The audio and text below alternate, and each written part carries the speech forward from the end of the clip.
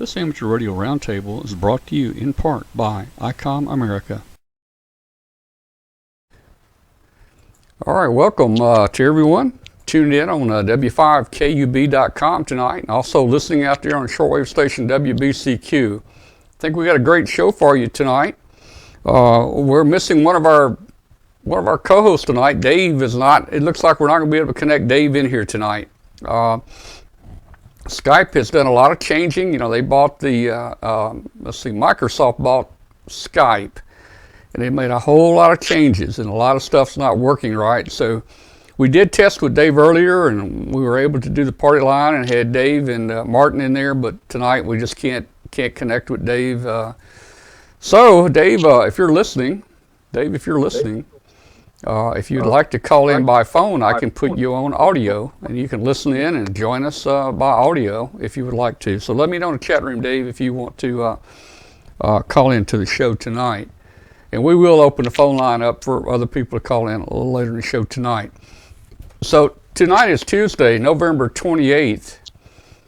This is Amateur Radio Roundtable, and my name's Tom Medlin, W5KUB, and we've got a great guest in here tonight. We've got Rich Moison. Let's see if I get the call right. W2VU. He's the editor of CQ Magazine, and he's going to tell us what's coming up next month in CQ. And we also have with us Mr. MFJ tonight. That is Martin FG. K5FLU is with us. Martin is a regular now on the show. So you guys start getting your questions together for Martin and your comments and your ideas, and you'll get a chance to talk to Martin tonight. Let's see what's going on here. Yeah, if you're new to the show tonight, go up to the top of the website, click on Facebook, and join our Facebook group. You'll see what the show's all about and where we're going and who we're going to have on the show. And it's just a great ham radio hangout place. You can post pictures of your shack. And we actually show pictures of your shack on the shows on Tuesday night if you'll send them in. So post a picture of your shack out there. We got a couple new people. I got a message here, an email today from an RC Sessions. I don't think he's ever watched this show before. He says, "Hey, I was told by a gentleman on Facebook to send you an email and let you know that I just got my license. It's KD9JTM. And then tune in to something Tuesday night at 8 p.m. His name is Jonathan. So I'm not even sure Jonathan knows where to tune in. I did reply to him here. Maybe he's watching. Now, if you are, congratulations on getting your license. Just also, you know, I was in North Carolina. Kathy and I went to North Carolina for the week for Thanksgiving, and I did a little operation over there. Normally, this is normally what it looks like when I operate from over there, but you know, I guess is this winter time, Kathy, or are we still in fall? We're in winter, are we? No. I think we're still in fall. I think we're still in fall. So hey, that's me in the fall time, but this is me right here this time on this trip. But we still had fun, and I met a friend of mine over there, a new ham, and his name is, let me get my picture back. I met Jeff Powell over there at Tuckasegee, North Carolina, KM4QBC. He's a relatively new ham, and in fact, he's a winner in one of our webcasts, won a prize, and I met him when he claimed a prize and said he was in Tuckasegee, North Carolina.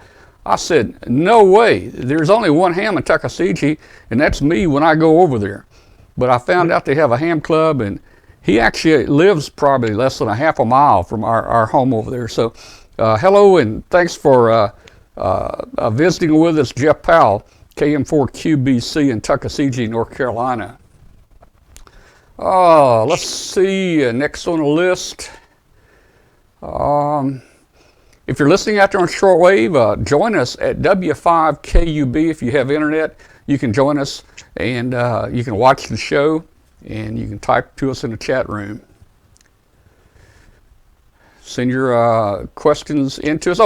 Email us a signal report. If you're out there listening tonight, send us an email. We'd love to hear how we're coming in on WBCQ on 5130 kilohertz out of Monticello, Maine. So let's get started with our show tonight, and let's get our monthly update from Rich, W2VU, and let's see what's going on with CQ next month. And Rich, I really enjoy my CQ magazines. So how you doing, Rich?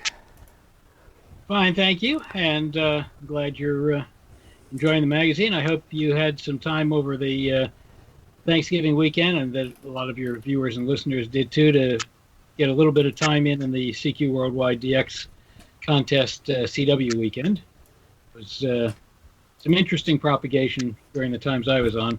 I seem to have a pipeline to the Caribbean and nowhere else, and so it was interesting.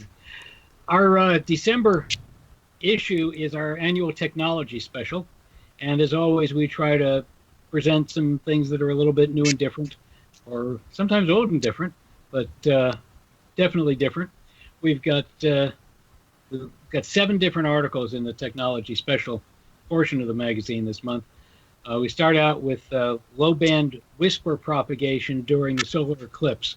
A fascinating article on assessing the signal reports received over the whisper network from participating stations before, during, and after the eclipse on 80 and 160 meters. A lot of these digital modes now require you to have a very precise time on your computer clock. And if you're operating out in the field, that can be very difficult to do. So we have a second article on how to use GPS to set your computer clock when you're out in the field. We've also got a blueprint for narrow banding amateur repeater band plans.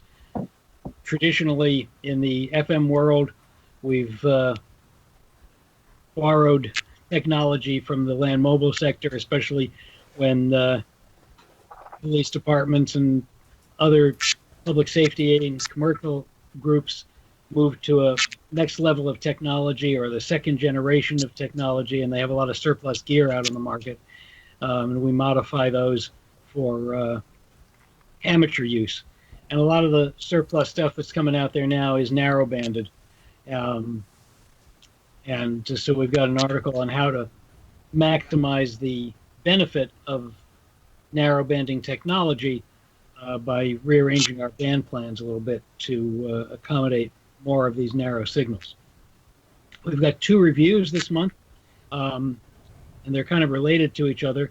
The first is on the Buddy Pole Power Mini power management system, and part of that is that you can plug a solar panel into it and use it out in the field.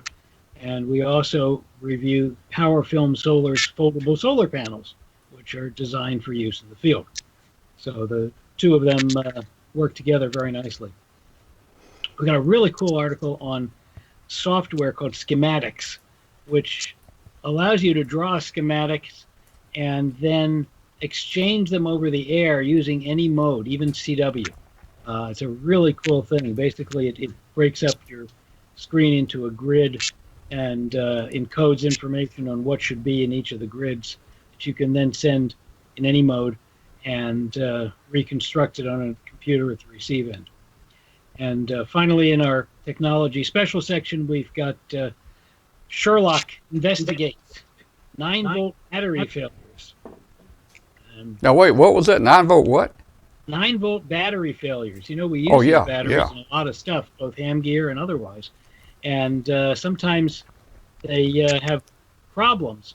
And I'll bet Martin knows this, but many of your listeners probably don't. I know I didn't before I read this article. But this is not one battery. This is actually a package of a whole bunch of smaller batteries packed inside. And I think there's six batteries in there in series. Yeah. Yeah. How they're connected to each other has an impact on failure rate. And very, very interesting article.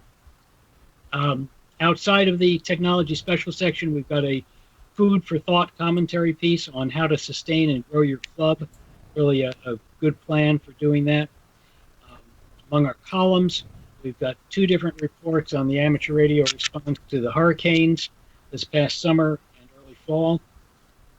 And our kit building column, Joe Eisenberg, he takes a look at the KD1JV Code Trainer kit. And antenna column, we have a 10 to 20 meter DX antenna for space limited locations. And QRP column, we look at low band QRP in the winter, the special benefits of wintertime propagation of noise, thunderstorms, to let you have some success with power. And those are the highlights of the December issue. We've got all sorts of additional stuff, of course. Well, I was just looking through my the last copy I got today, and I was going to bring it back here in the shack, and I had a couple of articles that I had noted that I wanted to talk to you about, but I didn't bring my magazine back here. But you know, I'm really interested in, and you got some great articles in there, like you know, the new ham bands, the 630 meter band and a 2200 meter coming out. I think that was in there last month or the month before. Now, are you planning on trying to get on those bands, Rich?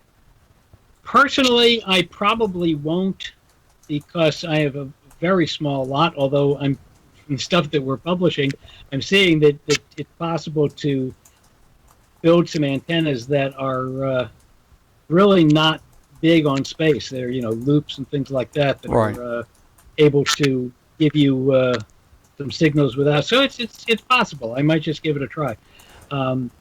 But sneak preview of our January issue, we're going to start out with a report on the opening night for 630 and 2200 meters. Oh, that's cool. Oh, We're covering these bands on a regular basis. yeah. And you know, with the new FT8 out now, that's something that I'd really like to see a lot more. I know you guys are talking about that, and I haven't tried it yet. Are you into any digital yourself? Mostly PSK31 or RIDI.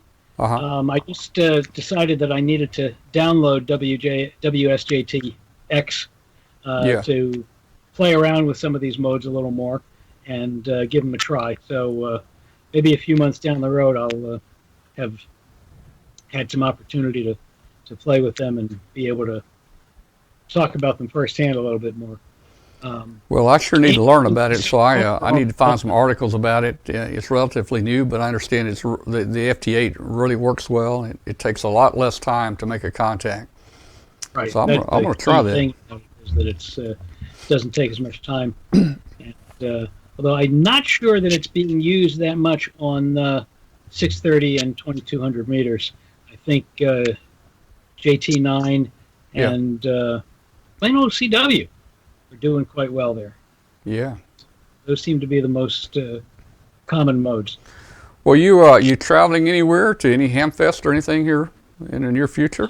Not in the near future. I've got Orlando in the far off future, and hopefully I'll be able to get down there this year. Last year the airfares were so incredibly prohibitive that we just couldn't do it. So hopefully they'll have come to their senses and they can get down there reasonable manner. But it was maybe $700 each to get down there last year. And maybe we'll see you down there. We don't have plans to come down there yet, but Kathy and I are always looking for places to go. You know, maybe we time that with some other part of a vacation or something, and end up down there. Let's see. I didn't know if there were any questions in the chat room. I'm looking through it now. I don't see anything. I saw a question a minute ago about you guys having some type of contest for CAT, but I think that was probably in reference to Dougal there. You know, I don't think that was a real question. With me. You've got him covered over by your super. Yeah, let me take it off. I don't think that was a real question, actually. Well, Rich, thank you very much for coming on here, and we really appreciate you guys coming on and telling us what's coming up in CQ Magazine, and looking forward to reading all the articles. Very good, and I always enjoy coming on the show and chatting with you, and always nice to say hi to Martin and whoever else you may have on from time to time to chat with. All right. Thanks much, and we'll see you a little later. 73. Bye. 73. Yeah, let's see if I can figure this out, Martin. There we go. Now I've got Martin in here. There we go. Hey, Martin, how you doing? Oh, I'm doing great. CQ's a great magazine, and I encourage everyone who have not seen or subscribed to CQ to, get some copies of it and read it. They have some very interesting articles and articles that are different from lots of other things that you read. Yeah, there are not many ham magazines out there anymore, right? You got QST and you got CQ. I like both of them.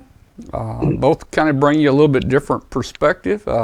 There's a lot of magazines, ham radio magazines, I guess, that have just left us. I remember 73 magazine. I always liked that one. Do you remember any others? Oh, yeah, no, there were tons of other magazines. And, Rich Moses and W2VU is one of the great editors that we have had in our ham radio community. He's a really good guy. He knows how to bring us articles that are very interesting to all of us. But, oh, yeah, at one time there were 7 or 8 magazines. Ham Radio Magazine, which was a technical magazine, 73. Let's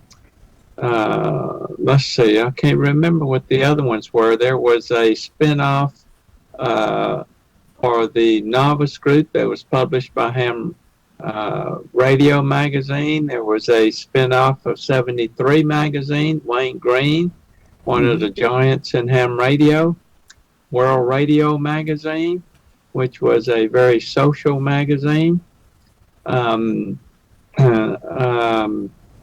were several more, I can't remember more, but, the next time I come on, or at least by next month, I will remember the rest of them. Okay. All right, let me see. I'm going to kind of try to watch the chat room here. All right. Ham Radio Horizon. Somebody said, I think there was one. Radio Horizon. That was part of the Ham Radio Magazine group. Yeah, I don't remember that one myself. Yeah. Don't know. All right. Well, Martin, tonight, we've been talking about Cobweb antenna for about 3 weeks now. And we don't want to burn everybody out on the Cobweb, but tonight was kind of to finalize our Cobweb, and just kind of just talk about things we learned and things we didn't learn, and some of the issues we had with it, and give them some construction information in case they want to try to build one. I know that we spent. Well, yeah. Most hams are familiar with the dipole antenna, which is a piece of wire that's a half wavelength long electrically, and then right in the middle of the wire is where you feed it. That's where you connect your coax, or usually people connect a coax there. The dipole is a balance antenna, and it's best to put a balun that will convert the balance antenna to feed an unbalanced line. But a cobweb is a dipole that is bent into a square. And whenever you shorten an antenna like that, the impedance of that antenna would drop. In the case of the cobweb, it would drop down by a factor of 4 to about 12.5 ohms, and you raise it back up with a transformer that would bring it back up to 50 ohms. Yeah, and you mentioned anytime you shorten it. Actually, we're not. I want to clarify that for our viewers. We're not shortening the half wave. We're just folding it, And I guess that makes it look a little shorter in physical length, right? That's right. When I say shorten it, what I mean is that instead of it stretching all the way out straight, it's not straight in that whole length anymore. You just kind of take that length of it and bend it around in different shapes so it's not doesn't stretch out the full half-wave length. But anytime you do that, the impedance of that antenna will drop. You know, Martin, one of the things that over the years I have played with the dipole fan antenna, which is basically the same thing. It's just not folded in a square. It's just a fan antenna where you have multiple legs for multiple bands hanging below, each other. And I could always get about 3 bands to work well. But when I added the 4th and 5th band, and I've seen directions where people, make a 5-band folded dipole, but that thing seemed really hard because they really started each I call them elements. Each element kind of interfered with the others. But I didn't see that much interference on this Cobweb. We did 6 bands on it, and I really didn't see a lot of interaction. And I don't know why. The Cobweb is the square, the fan dipole stretched out straight. So, you got any idea why? Maybe it wasn't as much interaction? Well, when you build a fan dipole, the ends of the dipole needs to be separated more, and that will reduce the interaction more than if they were in parallel. Now, the reason that these fan dipoles work is that at the frequency that each one of those dipoles is resonant at, that's the frequency that the antenna, that piece of wire, those 2 pieces of wire and the 2 elements of the dipole, those are the 2 pieces of wire that would take power because they're resonant. And they nearly match the impedance of the antenna. And all of the other wires have impedances where that they don't match the impedance of the transmitter, so they don't take power. So it's almost automatically band switching when you parallel all of those dipoles together. And the same thing with the Cobweb antenna, except that the impedance is lower, and that's the reason for using a transformer.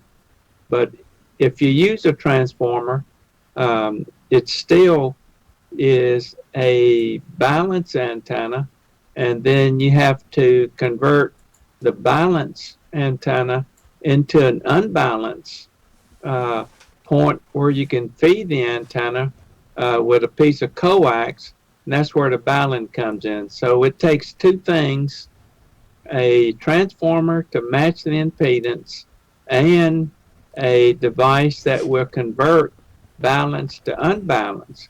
Now, there are some devices, and the balun, which means balance to unbalance, would do the same thing in one device, which is what I think you built, Tom. Yeah. Well, Martin, when you and I were growing up in the 1960s, being new ham radio operators, now you're very sophisticated. You might have had baluns, but I didn't. In fact, I don't even know if they were invented by then for ham radio use. Do you remember using any baluns back in the early days? Oh, no. I didn't. Back in the early days, I didn't have much sense. I didn't have I don't have much more sense than I had back in those days. But what I use, I didn't even know what coax was. Yeah. But I did know what 300 ohm TV twin lead was, which was cheap and easy to get, and that's what I used to feed the antenna. But when I got it back to the transmitter, I had a very simple link couple antenna tuner that would not only tune the antenna impedance to match the transmitter, but it would also convert it from balanced to unbalanced. And all it took was a short piece of copper wire wound into a coil, and then another piece of copper wire wound into a coil that was over that bigger coil, and that would feed a capacitor that would allow you to tune it and match the impedance of your transmitter to the antenna. So the tuner was not only matches the antenna, but also converts it into an unbalanced feed point for your antenna for your transmitter. Yeah, well, you probably put out a much better signal than me because I just ran a coax up there and I hooked it to the dipole. Well, I did that in the beginning too, Yeah. and I had this logbook that was full of, back then we had to log every transmission that we made. And I had this logbook that was full of CQ, no Yep. answer. CQ, no answer. CQ, no answer. Pages and pages of I've it. got the same thing. In fact, I'm looking for my old log books because I had a lot of entries where no contacts were made. So, wow.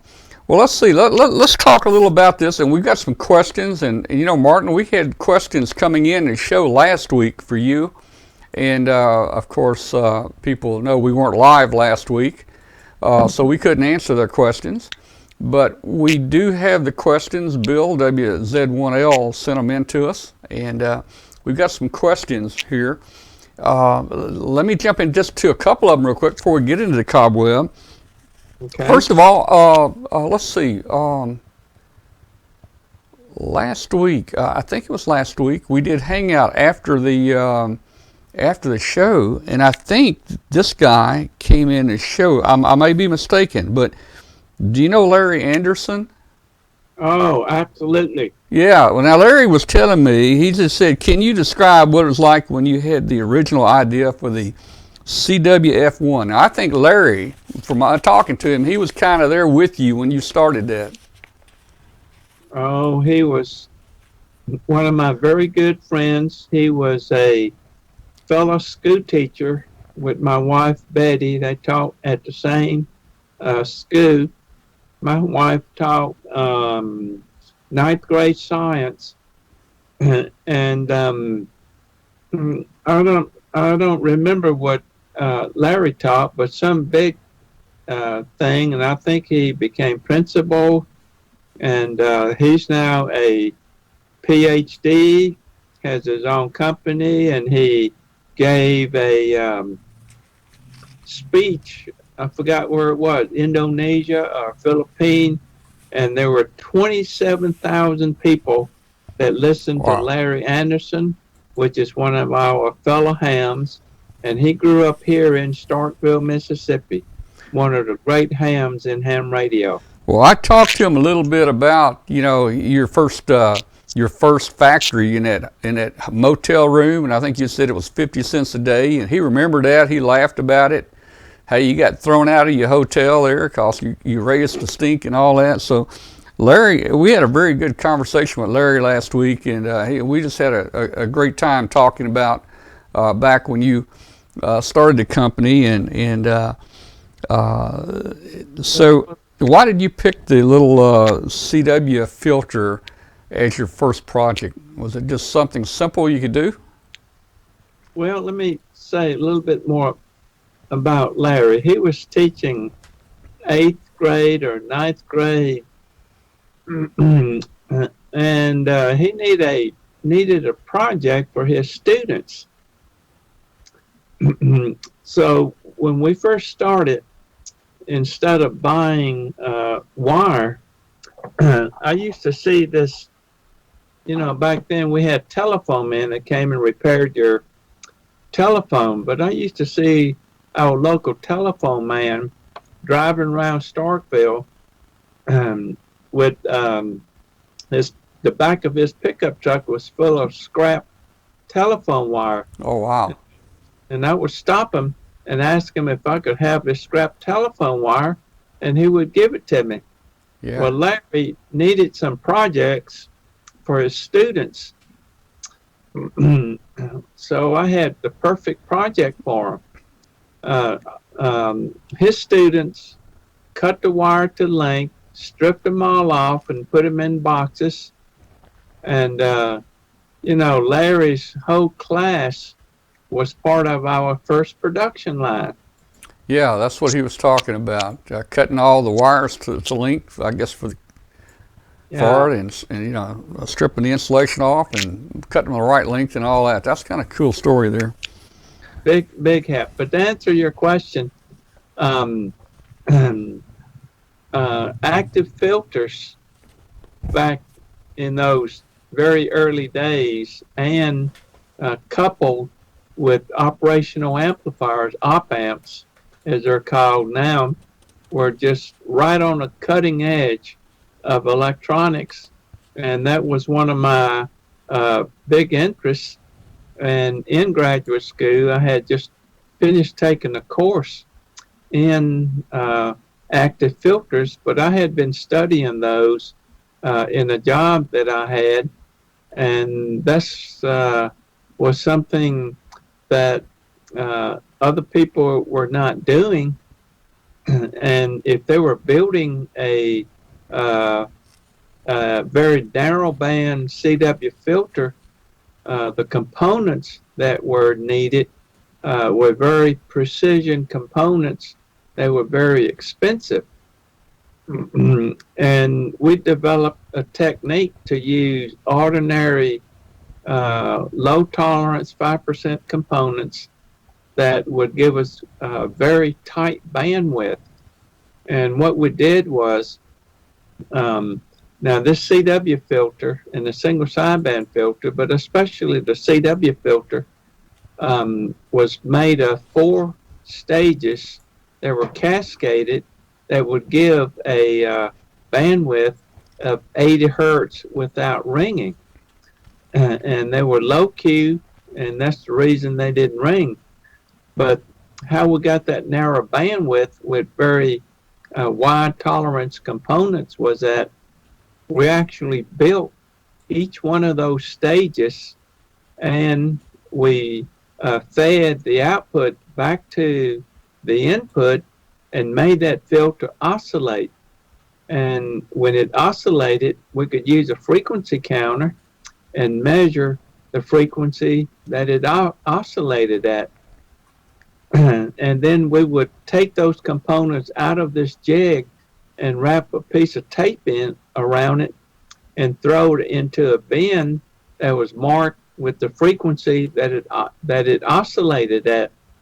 So we had all of these bins full of all these components with tape wrapped around it, and then we could select those and build a filter that were within 10 hertz of that bandwidth. So we were able to build a CW filter super cheap compared to any filters that were available back then. And we ran these little tiny 2-inch by 2-inch ads in various magazines, ham radio magazines, CQ magazines, and QST magazine. Mm-hmm. And we sold over 5,000 of those filters back then. Wow. All right, hey, let me get a couple quick questions in here before we get into the real show. I mean, this is interesting. I love talking about it.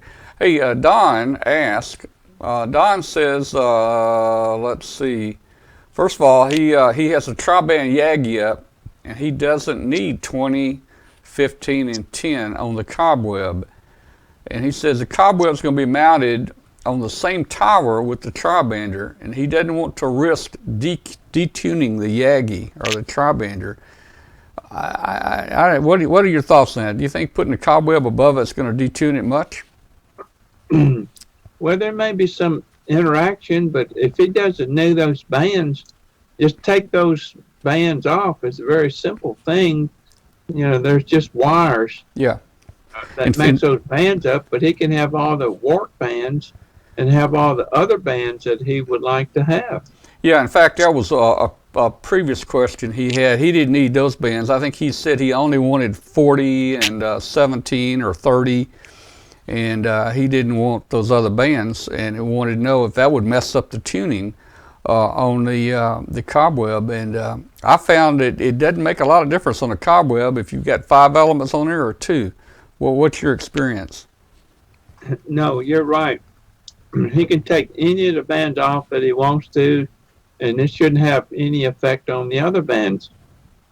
Now, the original Cobweb that we have covered 20 through 10 meters.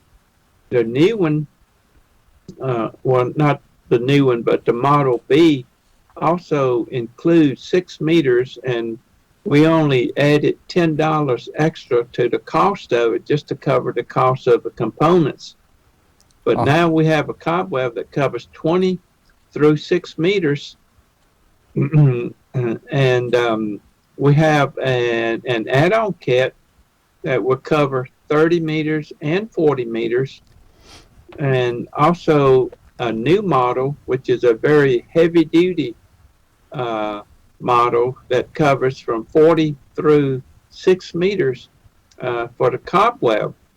Now, the one of our original designers, Rick Littlefield, who lives up in New Hampshire, they had a huge storm where he had 50 miles per hour wind a week or 2 ago, and his original Cobweb that covered 26 through 6 meter totally survived that windstorm with all the ice they have up in New Hampshire.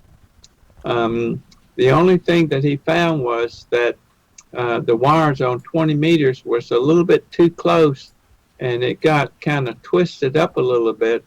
But we have since fixed all of those problems, and we have a Model B that has those problems fixed, and it includes 6 meters. So it's a very sturdy antenna, even with very high winds there. And a different model that includes the 30 and the 40 meter band, which has much heavier duty components. But if you have the original 20 through 10 meter antenna, you can get an add-on kit that will give you 30 meters and 40 meters. Yeah, and I guess if you don't have the Cobweb to put that 40-30 extension kit on, you'd probably be better off buying the new model that has 40 and 30 on it, because like you say, it's heavier duty, right? That's right. Yeah. Yeah. We make with much bigger fiberglass, and we use much heavier duty wire, but the wire size really doesn't make that much difference. It's, we're trying to keep it very lightweight and very easy to put up. And as you have found, the impedance of that antenna does not change much as you go from a low height to a high height, unlike a dipole, which will vary in impedance, vary the height. Well, that's right. I've got a picture here, if I can find it. Oh, that's not it. I'll find it. Let's see. There it is right there. And as Martin, you're saying, if you look at that little red dot across there, that red line is the Cobweb antenna. The blue line is a dipole antenna, and this is something we got off the internet. This is some studies that some hams have done, and they found that the height, if you look across the bottom there, the height is, it doesn't change the resonant frequency much of the Cobweb. But if you'll look there at 10 feet and 15 feet, like on that dipole, 10 and 15 feet, and then go to 30 feet, look at the difference in the resonant frequency. So it's kind of neat the way that Cobweb holds that, and it's not very dependent upon height there. So that's one cool thing about it. Well, one thing, if you notice on that diagram, Can you put that back up there? Yeah, I can. Let's see. There it is. The horizontal scale, if you look on the bottom, it says height in feet above average ground, and it starts off at 5 feet and then goes up to about 50 feet. Right. 5 feet, the resonant frequency is a little bit above 13.95 megahertz. And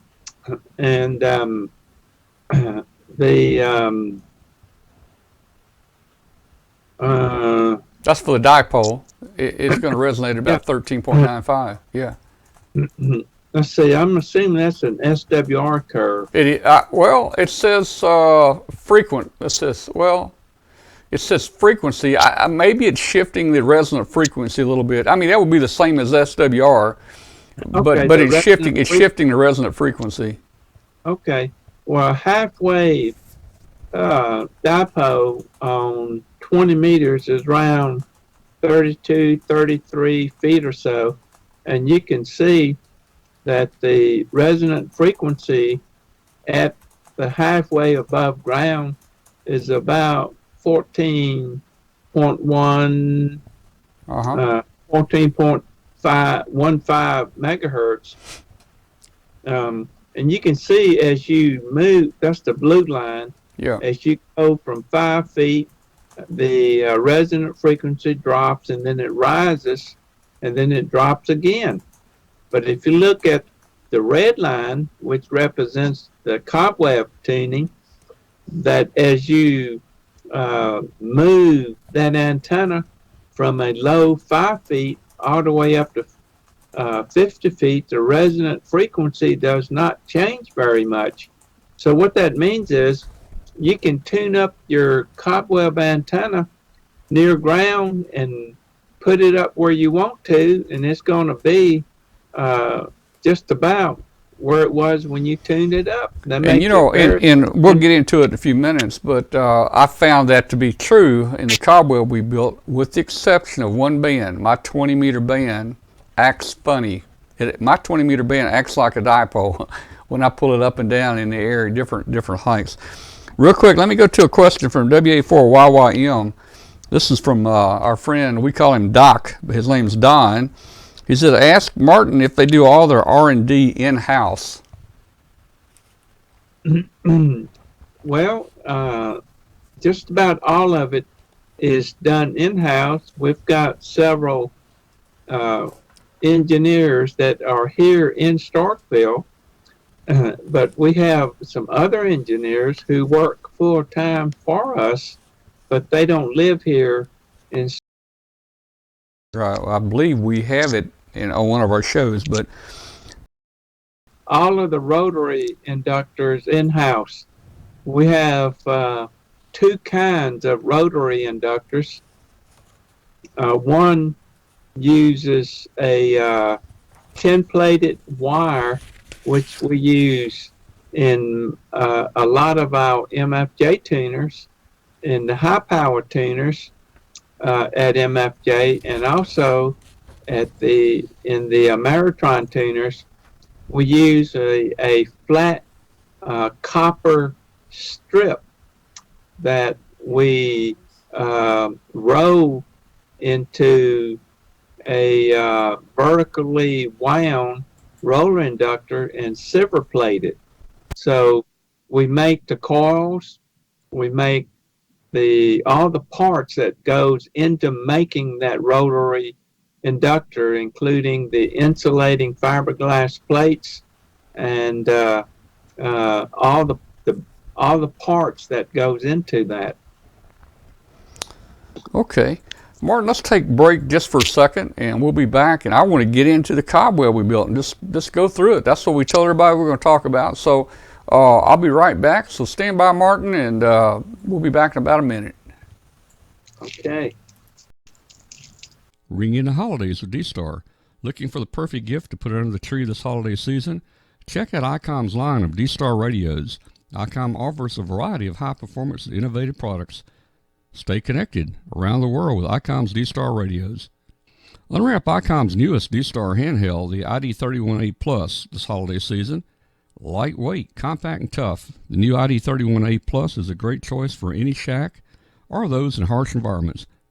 70cm analog digital, turbo mode, access point mode, IPX7 waterproof rating are some of the features.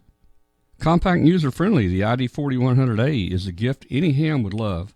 It's a D-Star mobile with big rig features. Its intuitive interface, variety of operating modes, and Bluetooth capabilities makes this a perfect D-Star option for those on the go.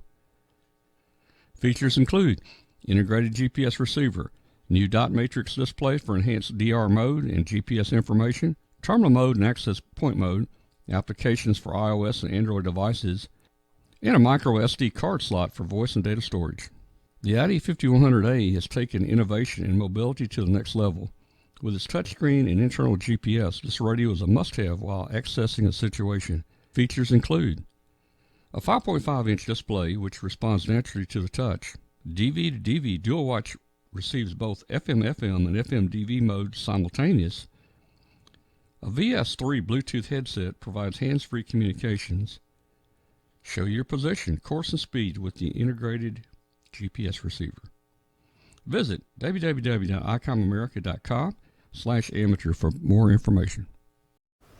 All right, well, we're back here, and well, Martin, let's see. Hey, I want to jump into the Cobweb that we put together here just real quick and talk a little about it. And hey, tell us what we could have done better. And if you want to laugh at certain places, it's okay to laugh. Walter and I thought we would try to put a Cobweb together for the show here and show people kind of you know, the ins and outs of putting a Cobweb together. So I've got a few pictures here. I'll show you. We're just going to run through them very quickly here. Of course, there's Walter Rook, NR3E, and me, and we're gonna try to build a Cobweb there. And of course, for people who don't know what Cobweb is, Martin, we've talked about it on previous shows. It's dipole elements that are folded into a square. It's not a loop, but it's a square.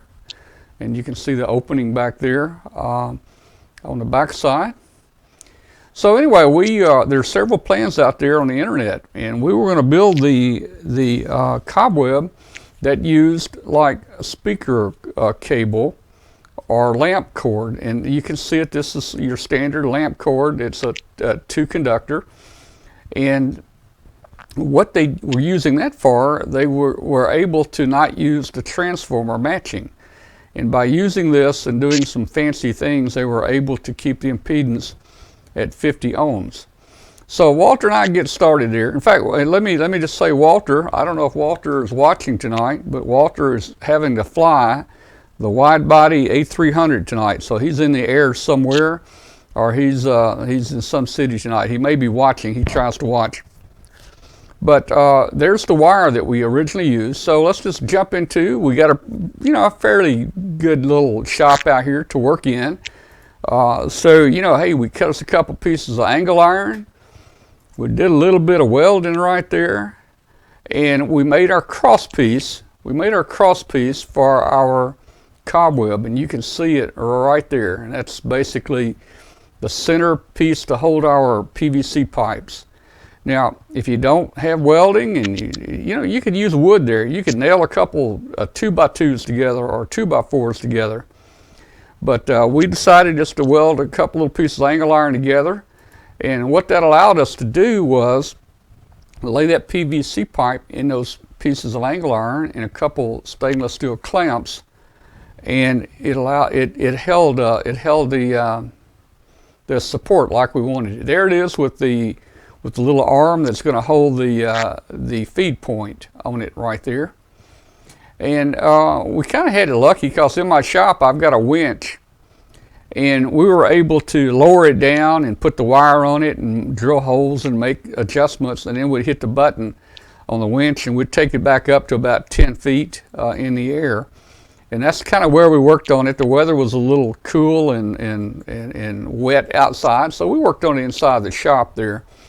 And so that's the basic support for the antenna right there. It's a little bit better shot. You can see the stainless steel clamps holding it together.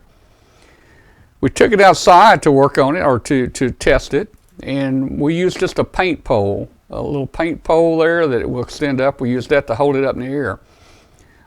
We didn't buy any real special parts. We did it on the cheap side. There's a electrical box from Lowe's. We put the SO239 in it. Now, here's the deal where we started with the twin wire. You can see the wire goes through the feed box. One wire goes all the way through. It's not cut, but one of the wires was cut, and it connects to your SO239, to both connections of the SO239.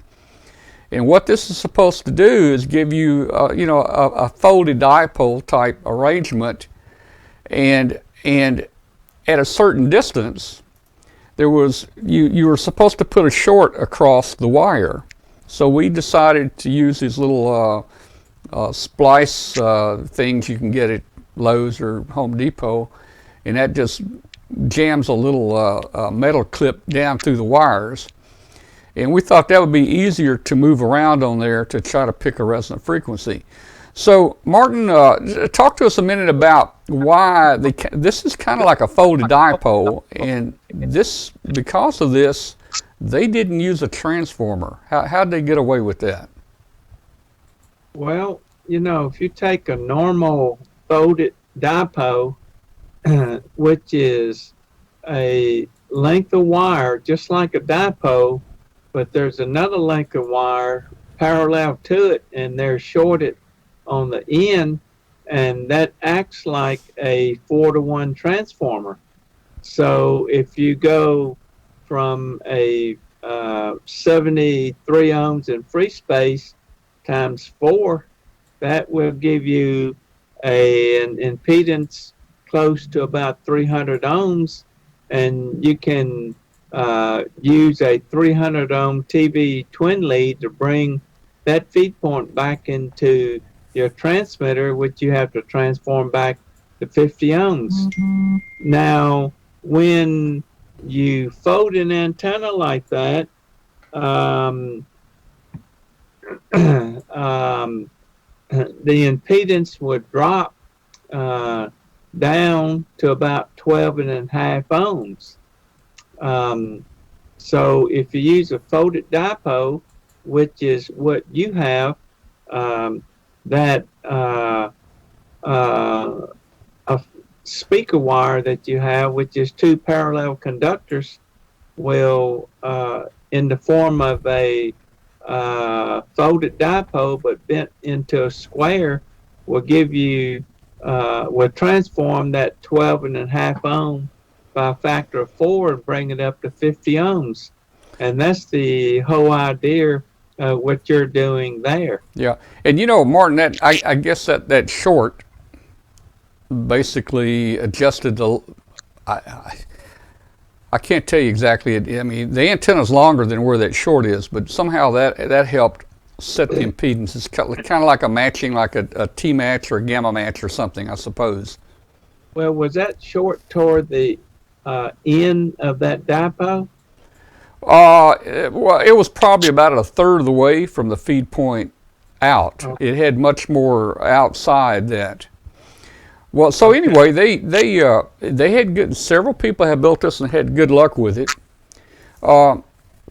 There's the feed point. You can see we've got all the wires through there, and let me tell you, it gets heavy. When you run that dual wire through there with that insulation on there, it gets heavy. And that's the feed box we have right there. There's Walter making some adjustments to it. We took it outside and raised it up on that paint pole, and we did some tests with it. Now, Martin, here's a picture of one of the SWR measurements that we did on that zip wire. I call it zip wire or lamp wire or speaker wire. And if you look right here, the The impedance is 48 ohms. The SWR is a 1-to-1, and we got all the reactance out. The reactance was 0.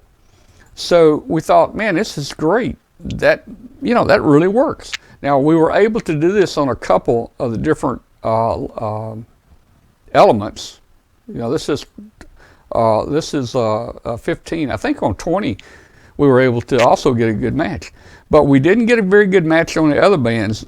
And we played with it until we just about gave up with it. We took a lot of readings. Every time we'd make a change, we'd write down the SWR, the resonant frequency, the bandwidth, and so forth. So we would make changes and try and try. There it is, very crudely up in the air. And what we did, we duct taped the wires to the spreaders to put them in a temporary place. And I think that caused us some problems because sometimes the duct tape would come loose, the wires would move, and it just caused us some issues. So if you want to build this one, people have had good luck with it. I mean, it has worked well for them, and you can see the SWR measurements and stuff. I'll give you some websites to go to, and they had great luck with it. But Walter and I decided to scrap it, and we went to the single wire. So we using the same cross pieces, but we went with the single wire elements. And also I decided to drill holes through the pipe and run the wire through the pipe because, like I said, I think we had an instability or a stability problem with the wires taped on, actually moving, getting slack in them, and interacting differently at different times. So things started coming together when we started putting the wires at the proper distance through holes in the PVC pipe, and that caused us a lot more stability.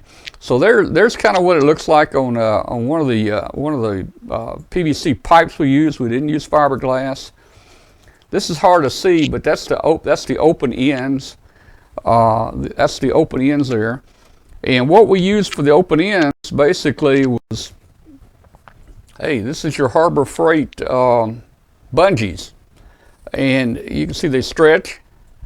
And if it's too long, you can just tie a knot in it, and make it shorter.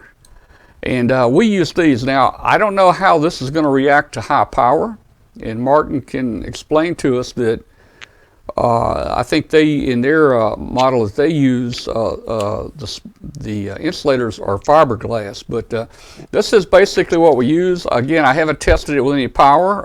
Again, it probably will get wet. It looks like it's some type of material, and I'm sure it probably has some kind of rubber inside it. But this is what we use to connect the open ends and hold them together. So Martin, the ends of those antennas are going to have pretty high voltage, aren't they? Oh yeah. If you look at the curve of current on a dipole,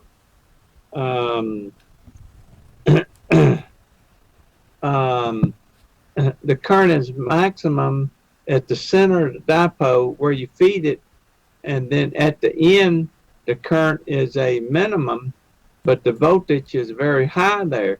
So at the end of that cobweb where you have that insulator, the voltage is very high, and so you need to use a very good insulator. But at low power, 100 watts or so, what you're using should be fine, especially if it's dry there. Now, what we use in the MFJ commercial antennas are fiberglass insulators where you can easily adjust the length of the wire so you can tune it. Now, we were originally using a black ABS plastic for insulators, but what we found was that at very high powers, at full legal limits, that those insulators would start to catch on fire. Oh, So we wow. switched Yeah. over to fiberglass insulators, and that will work at full legal limits.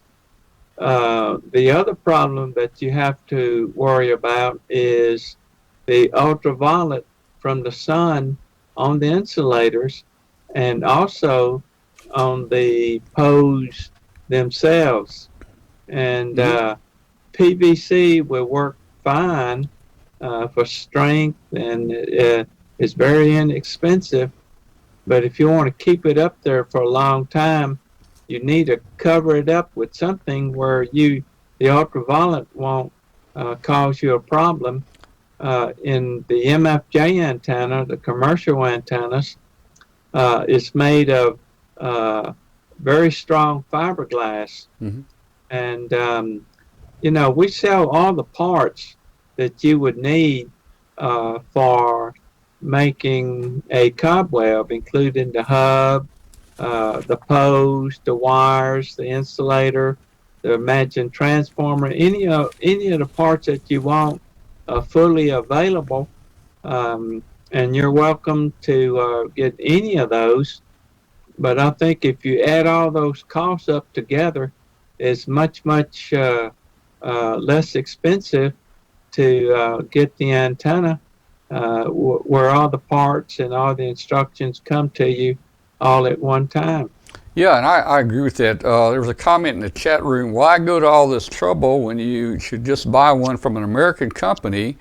And, the reason we went to this trouble is because I come from old school, Martin, like you, and I think you spend most of your time now not hamming, but building stuff. And we like to try to design stuff and build stuff and put our own little uh, uh, thoughts into how something might work better. And you'll learn a lot if you try to build something like this. You'll learn a lot about it, and we learned a lot. We didn't build this to have a permanent antenna. It might last a year before it comes down and before the PVC pipe breaks. I guess you could spray the PVC with some type of UV sealer. You could probably get that in a can somewhere. But as Martin was saying, and what I realized was, and we knew ahead of time, was by the time you buy all the parts and buy all the extra wire, now, if you got a good junk box, you can probably just throw this thing together and buy very little. But if you go out and buy everything, you're going to probably spend half or more than what it cost if you just bought the antenna kit. Plus, it'd be much more sturdier with fiberglass poles and so forth. And there's cost in those fiberglass poles, to tell you the truth there. So we did it as an experiment, and we did it to learn by. So let's see. Let me jump on to the next. Yeah, go ahead, Mark. Well, Tom, you're real ham, and a lot of us are, and that's one of the really fun aspects of ham radio. Ham radio is a learning hobby, and you learn by doing things. And, you can put stuff up and it works or it may not work. But, when it doesn't work, that's when you really learn. Well, that's true.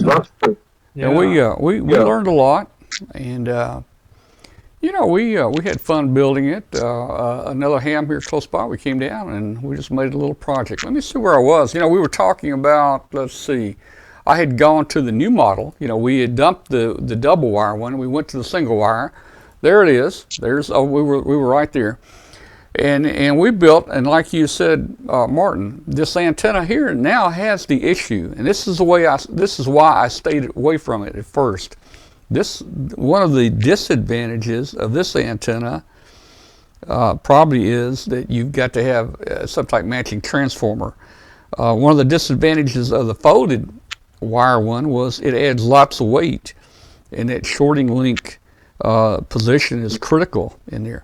Also, another thing we ran into, and I'm sure it played into here, the plans that we were using. Let me see. The plans we were using were from Europe, and they were talking about PVC covered wire, whereas I used a different wire. This is like a lamp cord. And the velocity factor is going to make a big difference in your links on here, maybe by a few inches total. So velocity factor, that probably factored in on where that short went and so forth. So we tried to go more simple. So we said, let's bite the bullet. Let's go with the single wire right here. And we're going to have to build the transformer. Now, the transformer wasn't that hard to build. There it is in the feed box right there. And I'll go into some detail with it in just a minute. There's the end all closed up. We had, we actually put 6 bands on this. We did put 6 meters on it. Let me step back and I'll show you inside the box. If you look on each side, inside the box, we've got a copper strip behind all those screws, and that just tied them all together and gave us a good point to solder to. So we found that with the wires through the holes, they weren't moving around and became much more stable with us, and we started getting more stable readings. Now if you look right there, you'll see a funny wire. It looks like it goes through the pipe and then it folds back. And I'll put some red on it. There we go. See the one that folds back like that? That is the 6 meter band that we added. We added 6 meters to this antenna. Now your transformer that you build out of the ferrite cores, it's got to go up that high in frequency. We used 61 material. The ferrites were 61 type material. And my understanding is everything I've researched, it goes up to 100 megs. And it can even be used in a transformer up to 200, but I think that's stretching it a little bit. But so there's the fold back that we did on the 6 meter. Now, if you'll notice here, the 6 meter was not big enough to go around all 4 legs. It just no way, it's just 6 meters is so short. So we folded it back on its own. There in its own little V right there. Actually, we folded it into a kind of a triangle there. You can't make much of it, but there's the antenna. Hey, you don't have to put it on a tower. I mean, I threw a line over a tree limb, and we just pulled that thing up about 40 feet in the air, 45 feet in the air. We've already talked about the distances here from ground, and I did find that on the Cobweb, it didn't make much difference if you were at 5 feet or 20 feet, although I had an issue with 20 meters. We had Emmett on the show a week or two ago, and he showed us a software picture of the antenna radiation pattern, and here's the one I pulled off the net. You can see it's pretty omnidirectional. The Cobweb is fairly omnidirectional, and it's got a low angle of radiation, I think somewhere around 45 degrees. I want to talk to you real quick about the matching transformer we built. And all this is documented. If you want to see it, I'm going to supply the web page to you in a little while.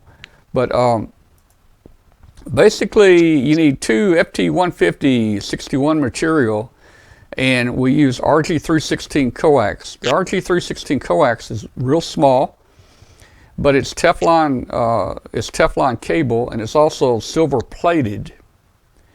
And you make 2 identical ballons.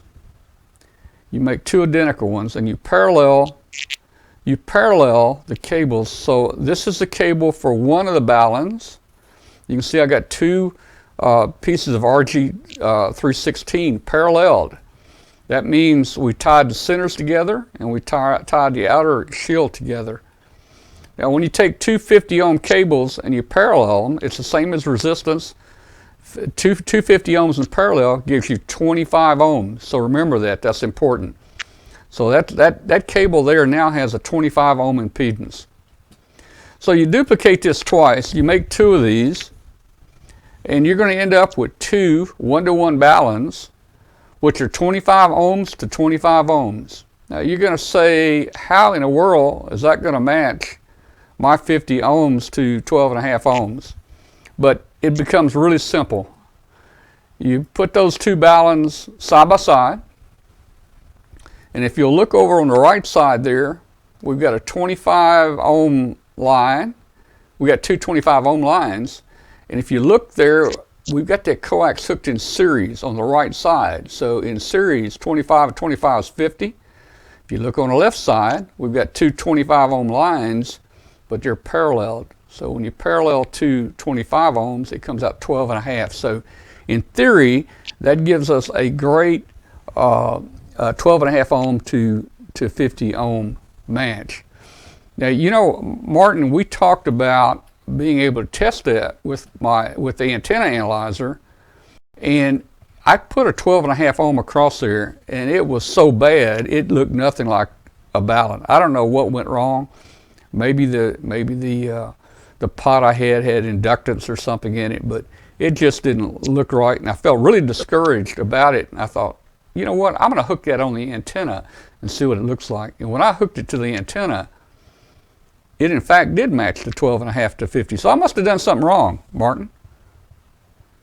Well, I don't think you did anything wrong. You know, so if you sweep that transformer with a 12.5 ohm connected to the output and sweep it over a frequency range, you'll probably find that the SWR is pretty good over some frequency range.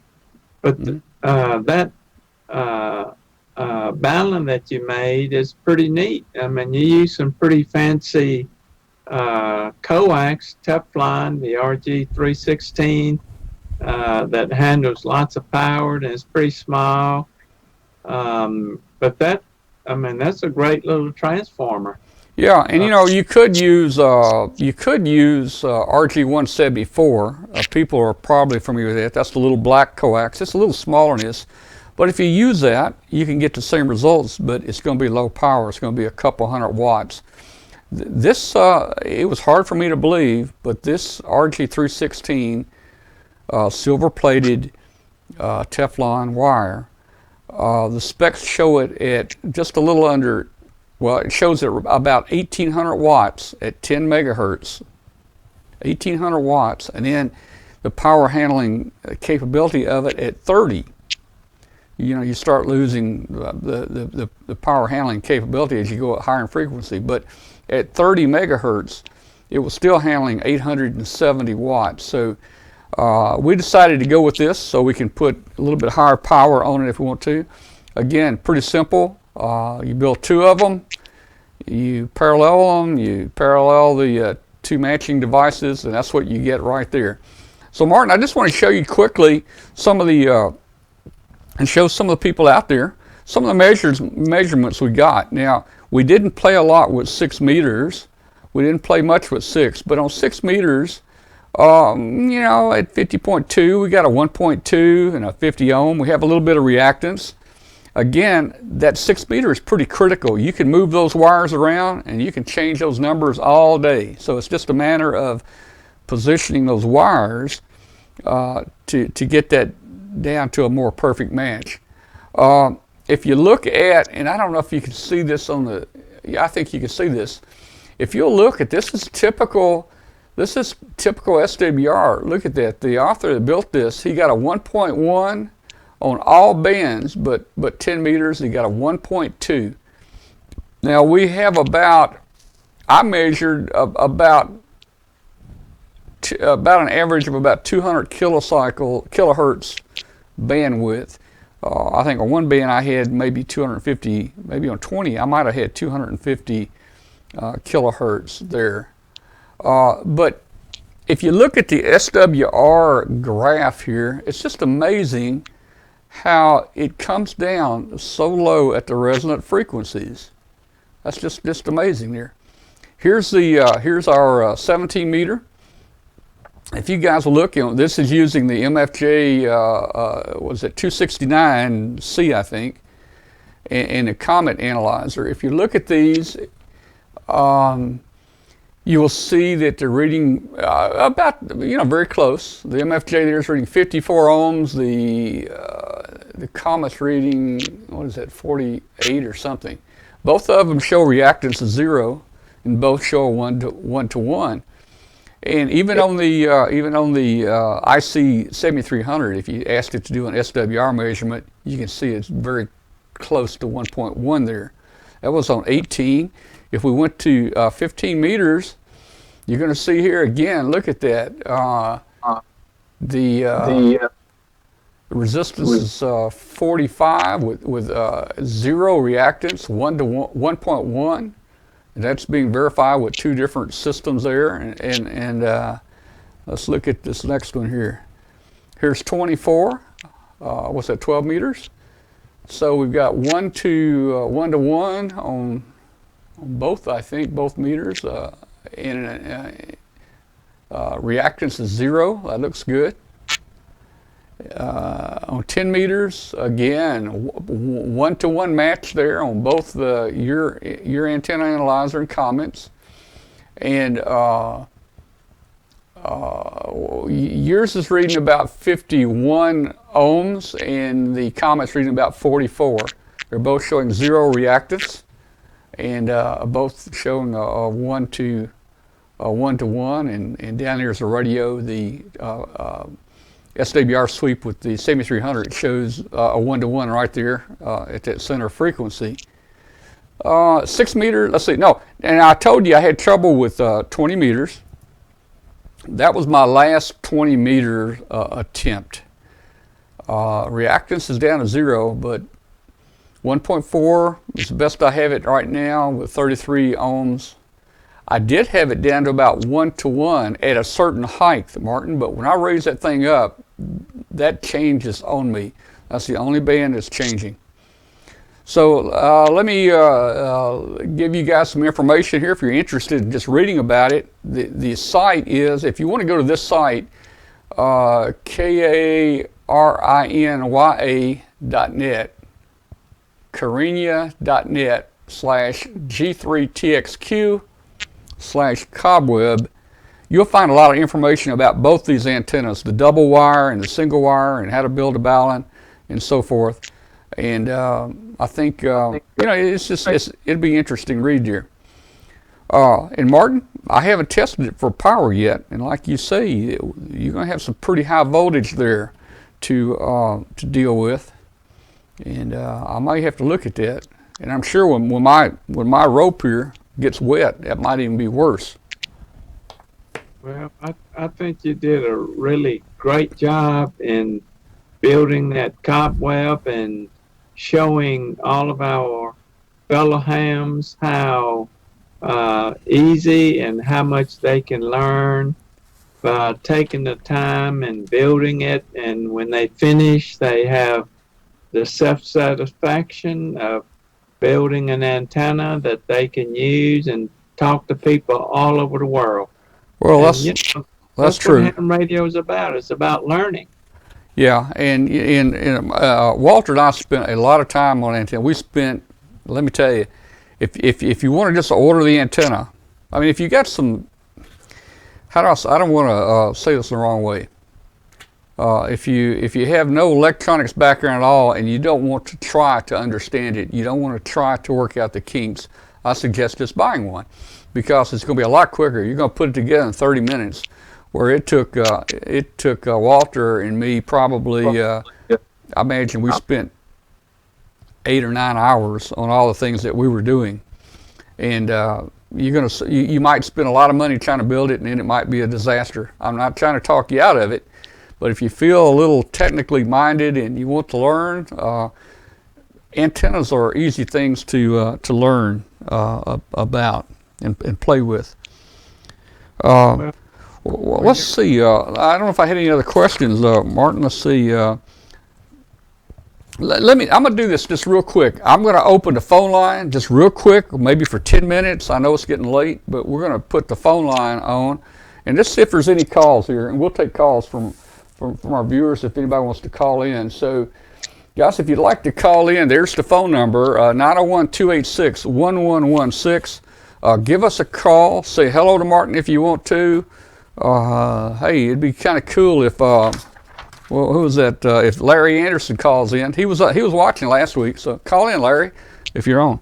Hey, while I was in North Carolina, I worked N5ZNI down in Ethel, Mississippi, and boy, I already got a card back. I just worked him a couple of days ago, and I guess it didn't take that long to get a QSL card in the mail from Mississippi. Mm-hmm. So the phone line's open, 901-286-1116. Give us a call. Hey, Martin, there was a couple questions about an MFJ Rig Pi. Rig PI. I'm not familiar with it. What is that? Okay. The Raspberry Pi computer, which is a pretty powerful little single board computer. It must be about 3 inches by 2 inches, but it can, you can run whatever operating system you want to with it. It comes with Linux, but it's a very, very powerful computer. It has lots of pins on it, connectors where you can plug in different boards.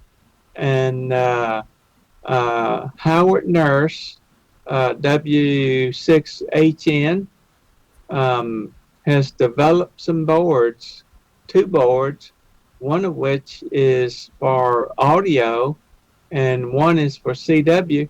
So you can remote control your radio with a tiny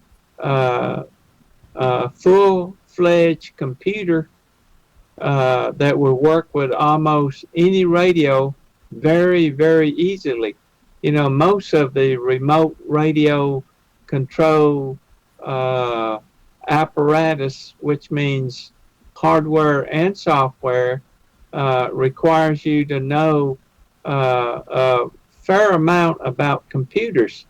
But Howard's system goes through his website and makes remote controlling of your radio super easy.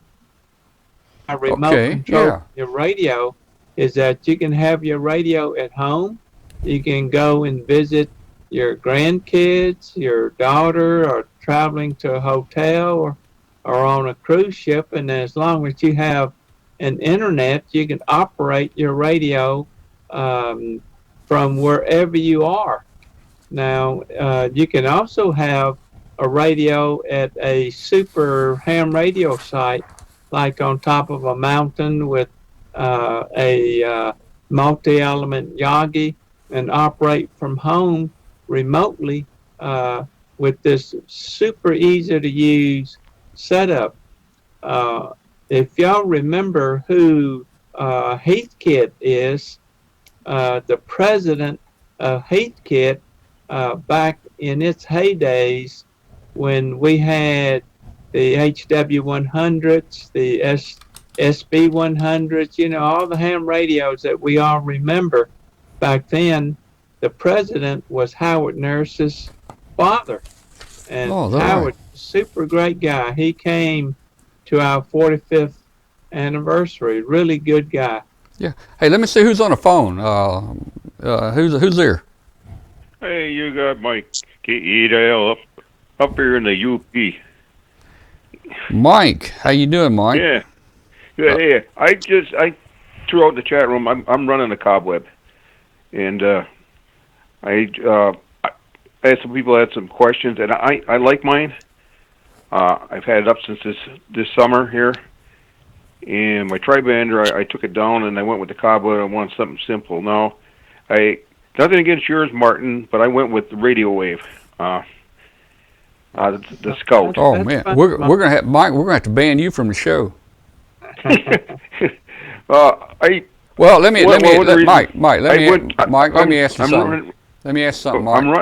Go ahead. Do you have any other MFJ products at all there? Yeah, I got some stuff around here. Okay, but that's okay. I'm running a radio wave 40 meter and a 75 meter double bazookas, and I was happy with them. So I kind of was going back and forth between the MFJ and the radio wave, and I decided I went with the Scout with that, almost identical. and works nice, and it's quiet. I notice when I go over to it, it gets quiet, and I'm running barefoot. I haven't put the amp on it, but when I flip over to 20 meters, if I'm hearing somebody, I'm getting in. I swear I'm getting in better sometimes than when I had the tri-bander up. Well, that's a great story to talk about it. I mean, what Yeah. little bit I played with it operates about equally as well, you know. Yeah, I didn't. I purchased mine. No, I got mine I got a one-level ranch home. I got a 10-foot tripod with a mast pipe, so it's up about 30 feet. And like Martin, like you said, when I first put it together, and it took me less than half an hour, I put it on a 3-foot mast pipe and just sitting in the backyard for a couple weeks before I could get around to getting it up. And boy, I went in and just hit the SWRs for low on all bands, and when it was down on the ground, when I put it up 30 feet in the air, it same thing. And we had a storm here 3 weeks ago with 50 to 70 mile an hour winds that had 20-foot. I'm in Marquette, Michigan, Martin, up in the UP, right on the southern shore of Lake Superior. So they had waves out on Lake Superior at 28-foot high 3 weeks ago, and high winds and ice, and that held up fine up there. So. Wow. Well, that's a great story and a testimony to how well a Cobweb worked in very bad weather. Right, and I wanted something simple that I didn't have to put another rotor up again, and one feed line, and yeah, that makes things very easy. It's omnidirectional, so you don't need a rotator or anything. Right. So I'm getting up in age. I didn't want to climb up with putting rotors and tri-banders up anymore. So yeah, I don't do that either. Yeah. I fully understand, Mike. Anyway, so I just figured I'd give you a quick call, Tom. And, all right. Yeah, Mike. Thanks for. But, I had some questions. I saw people were asking me in the chat room about it. I had it. So if they had any other questions on it, I'm happy with mine. Like I said, I went with radio just because I've got some of Emmett's other stuff already. So yeah. Anyway. All right. Well, hey, Mike, thanks for calling, man. I don't know if we'll get on Hangout tonight or not. It depends on if we get a bunch more calls or anything. But again, thanks a lot for being on the show with us every night. Okay, now they're telling me I got a Yooper accent. I see that show. Nah, I don't have any accent. Yeah, they've been talking to you in the chat room, but they can't hear your accent. But now they can. So. Yeah. You guys down south have an accent, and I don't. Okay, I'll let you carry on with the show. Wait a minute. Martin's got something to say. No, you don't have any accents, and us folks down here in the South, me and Tom included, we don't have no accent either. That's right. No. We don't. All right, Mike. Okay, thanks, Mike. I'll let you guys get back to it, and I'll see if you got hangout or not. All right, that's Mike KE8IL okay, up he's an Ooper. Yooper? I don't know which one. Yooper or Ooper? He's way on up there, Yooper. man. There he is. Yooper, Yooper, call it. Yooper. Okay. All right. Because of Michigan's Upper Peninsula. There we go. All right, Tom. All right, Martin. Same thanks. Okay, Mike. Thanks. All right. Okay. So hey, the phone line's open. 901-286-1116. Call in and say hi. Looking for another call there.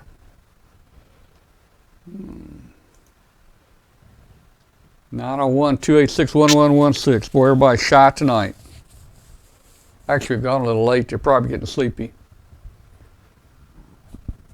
Well, Martin, we really appreciate you being on with us again tonight and helping out and talking about this thing. This is amazing antenna, and I always enjoy being on your show and visiting with hams all over the country, and I'm always happy to answer any question and visit with any of our fellow hams. Guys, let me tell you, if any of you guys get down to Starkville, Mississippi, drop by and see MFJ and all the different companies and Man, they'll roll the red carpet out. They'll drop what they're doing, and you'll get to see Cushcraft and Ameritron and High Gain and MFJ and Mirage, and I left something out. I don't know what I left out.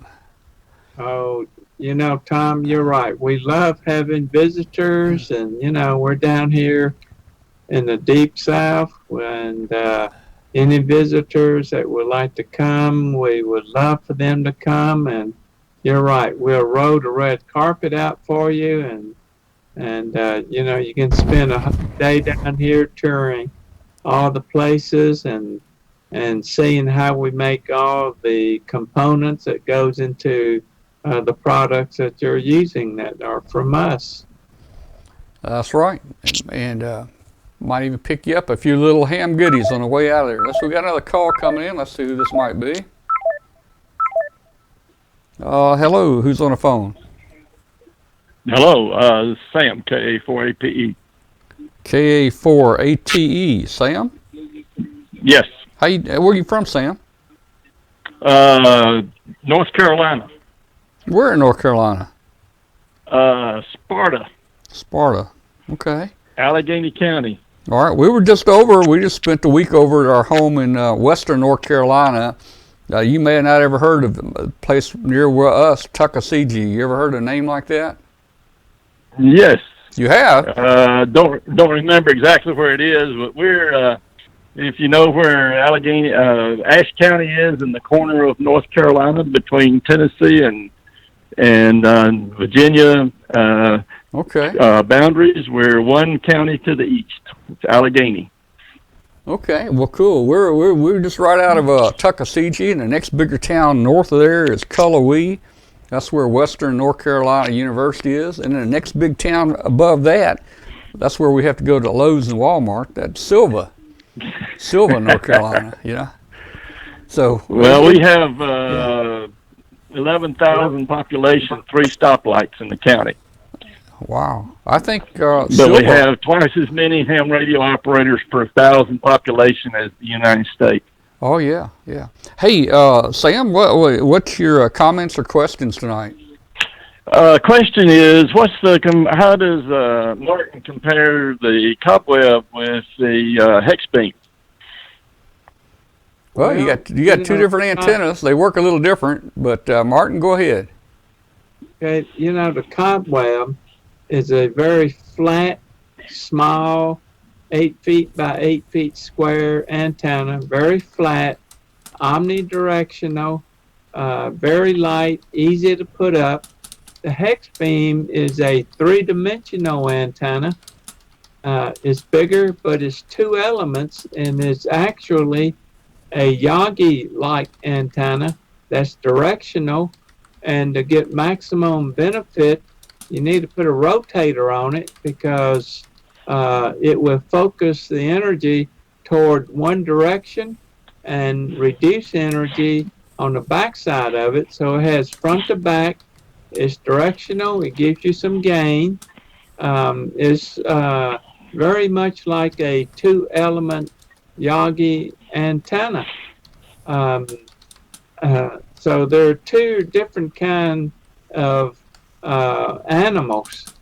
And just to make a comment about where we live, I have a friend in cardiac rehab, and he always brag about where he lives, which is like 10 miles east of west. 10 miles east to west. Oh boy. West is the yeah.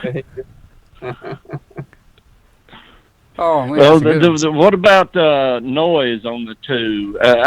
So far, I've been with wire antennas. Someday, may be interested in something like the hex or the Cobweb. So that's the reason I was asking. It's kind of the next step without getting into big towers and big antennas that I don't want to go to. Well, and Martin, you just jump in here. I helped a friend put up a hex beam. Yeah, a hex beam. And it was 20 meters. It wasn't a 40, it was a 20-meter one. And that's still pretty large, and especially when you compare it to the 20 through 10 Cobweb. The hex beam is a lot larger because you're not folding all those elements back into a square. Well, that's true. And it's also more three-dimensional. But Yeah. if you compare a cobweb antenna to a vertical, the cobweb is like a dipole and it's horizontally polarized, whereas noise, there's lots of vertical polarization components to the signals that are being emitted by noise sources. So a cobweb, which is horizontally polarized like a dipole, has less noise pickup than a vertical antenna. And the hex beam is also similarly horizontally polarized, but it has the advantage in that it has a front to back ratio. In other words, it picks up more signal in the front than it does in the back. And also, the side lobes have some deep knobs in it. So you can point a hex beam to maximize your signal strength to the location you want, but you can also rotate the hex beam where if you have a difficult noise source, it could reduce that noise source down a good bit because of the null that it has on both sides of the hex beam. So there's lots of advantages in a hex beam: front to back ratio, nulls on the side, and gain in the front of it. Now there's some disadvantages in that it's a three-dimensional antenna. That is, it's not just flat, but it's also from the top to bottom, there's some height to it. And to get maximum advantage, you need to be able to rotate that hex beam. Now, the hex beam is basically a two-element, a small Yagi-like antenna, and we're bringing out a 20 through 6 meter hex beam that's going to be very, very affordable, and also another hex beam that covers 20 through 6, but it additionally has a 40 meter and a 30 meter single element antenna on it, so you can cover 40 through 6 meters with a single antenna. And in addition to that, we're bringing out a 3-element hex beam that will give you better gain and directivity, better front to back ratio. Sam, did any of that make any sense? Yes, very good, very good. And yeah, I'll have to look at that and do some measuring. In fact, I may be able to do the cobweb in the attic. I'll have to look at that, and I don't think I could put the hex beam in the attic at all. I doubt it. There's another advantage, at least in my situation. I'll have to look at it. Really appreciate the information and watch the show, and appreciate you guys had some MFJ equipment for years, and so appreciate that. Sam, Sam, service that I get, especially my antenna analyzer.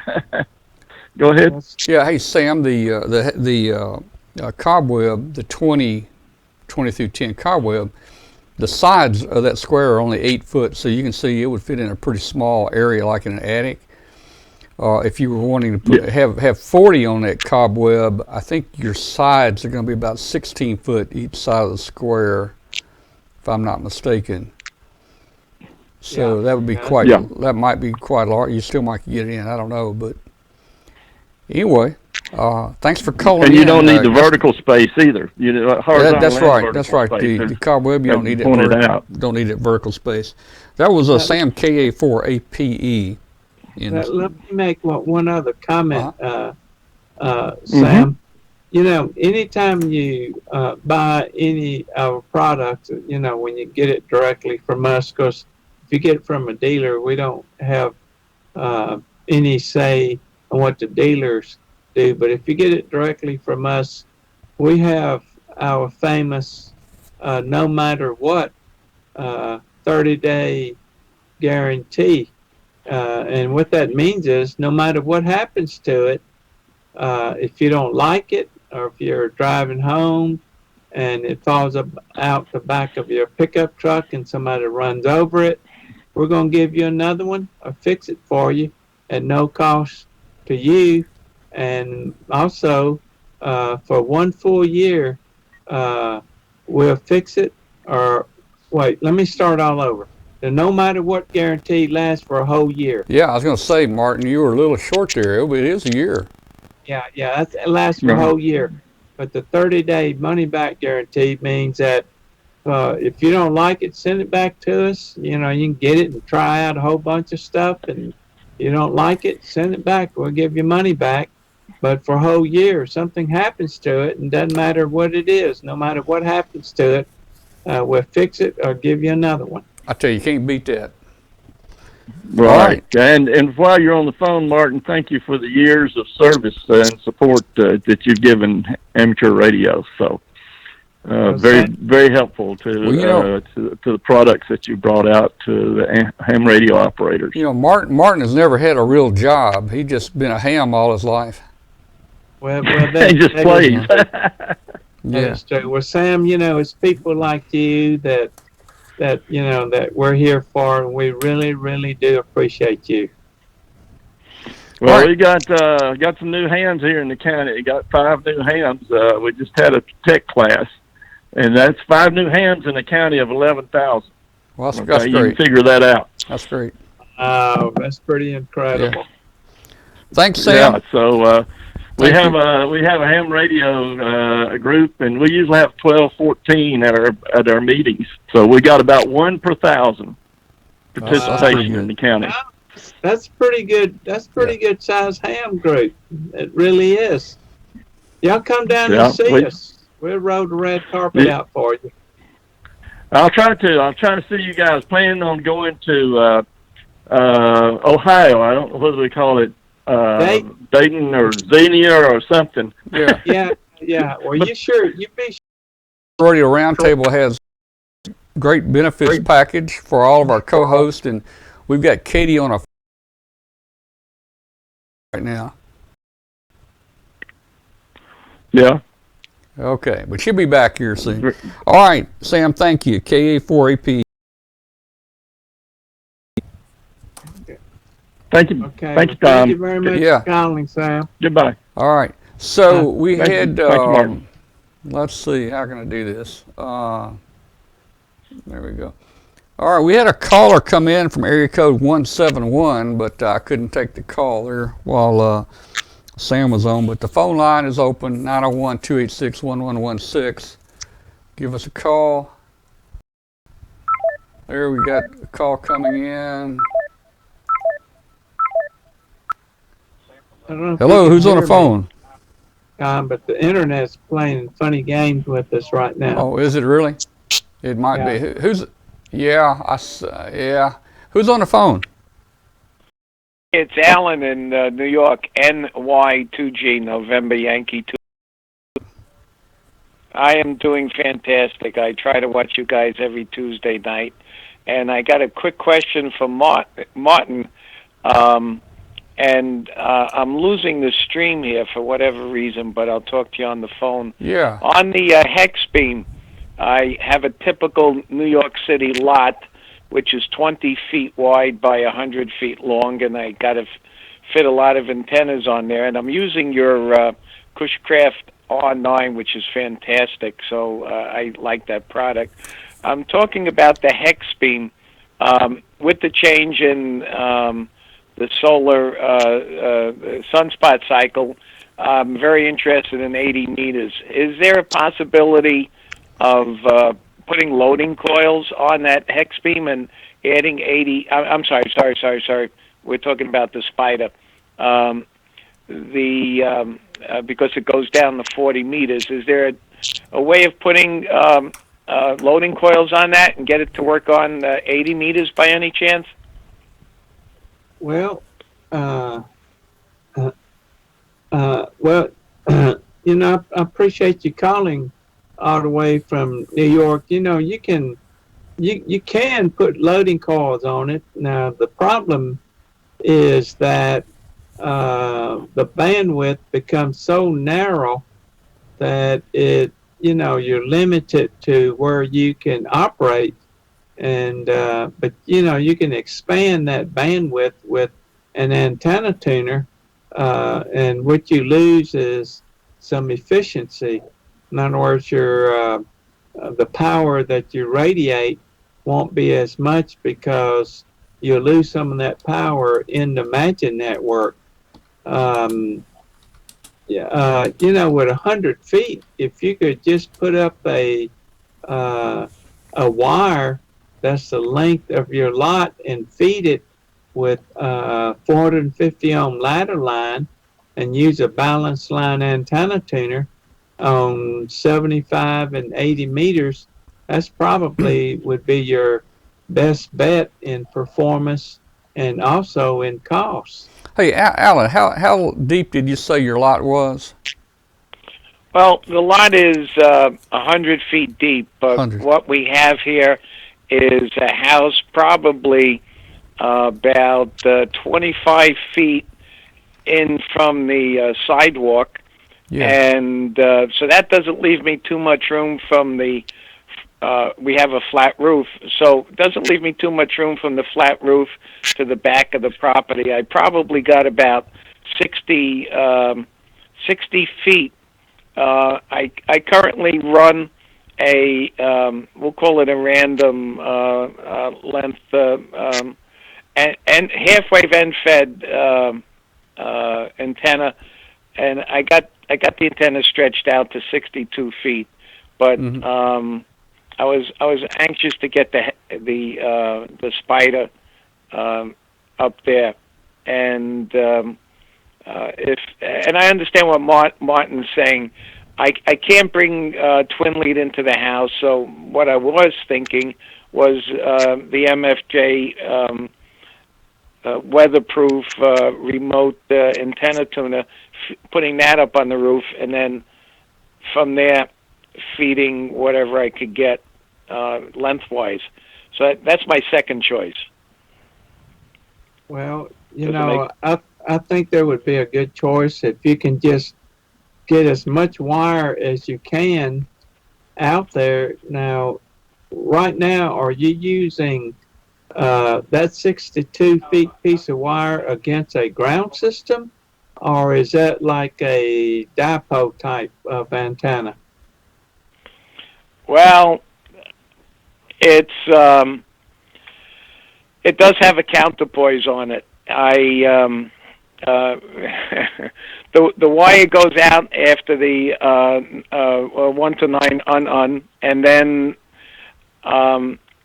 the other end of it, which you would consider the ground end, technically is thrown off the roof, runs down the side of the building, some 2 stories high. It's about 30 feet long, and again, we're restricted on space. It's a private house. I could do pretty much what I want, no restrictions. But that's the other end of this half-wave end fed. Hey, Go ahead, Mark. Alan, can you put anything in your front yard? I mean, could you like a pole or something out there? I mean. No, this is Brooklyn. My front yard is concrete. Oh, okay. You don't have a light pole out there, do you? I mean, a street light. Oh, yeah, right in front of the house. Hey, but, you know what I'm thinking? Technically, it's illegal. Yeah, what I'm thinking is, I mean, you got 100 feet. Hey, an off center fed for 80 is going to be what's it going to be, Martin? About 130, something like that. Yeah, but what you have is fine. It should work. Yeah. What have you got? I mean, if you put an antenna tuner right at the feed point, what that does is to reduce the losses in your coax. And but at 80 meters, there's not a whole lot of loss in your coax, anyhow. But it's still better to match it there at the feed point and reduce the loss as much as you can. But if you're getting out, you're doing fine. Any piece of wire that you put up will radiate all the power that you can get into that piece of wire. And most of the losses will come from your matching network, which means your antenna tuner or whatever you use to match it with. Hey, Alan, how much power are you planning on running here? Are you a 100-watt guy or are you a high power guy? Thank you for asking. I'm a 100-watt guy, and I also enjoy QRP with some. You can work rigs a lot like of the, stuff with 100 watts. Man, hey, I'm like Martin. I think your best bet would be to get one of these auto tuners, put it outside. They're weatherproof. Mount it right there at the end of that antenna, and run your coax down to the shack. And that thing, you can use that on any band. It'll turn the tune perfect, man. That's what I was thinking of. So I sort of agree with both of you. I am again space restricted, but not what I could put up. Meaning the vertical, the Cushcraft, the R9 goes up. Everybody walks by, they look at it. I smile at them. They understand what I'm doing. I've been a ham since 1984, so I've been playing with a lot of this stuff. But again, space restricted, and that's it. I want to say one last word. I know it's getting a little bit late for you guys. It's about 11:57. I'm sorry, 10:57 here in New York. I just want to thank Martin for all that he's done for the ham radio operators. I've used his equipment for a long, long time. I met him very, very briefly at the ARRL 100-year convention up there. I think it was Hartford, Connecticut, up near Newington. We didn't have a chance to talk too much, but it was an honor to meet you, Martin. Please keep up the great work. I got a couple of ideas for you. One day I'll send you an email. But a lot of I can't say most of my equipment because you don't make transceivers per se. You got the little ones.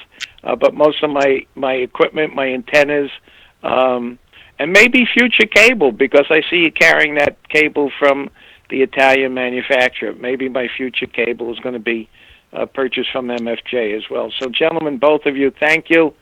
I will take Martin's suggestion and probably springtime, put a remote antenna tuner up on the roof, weatherproof, and stretch out as much wire as I can.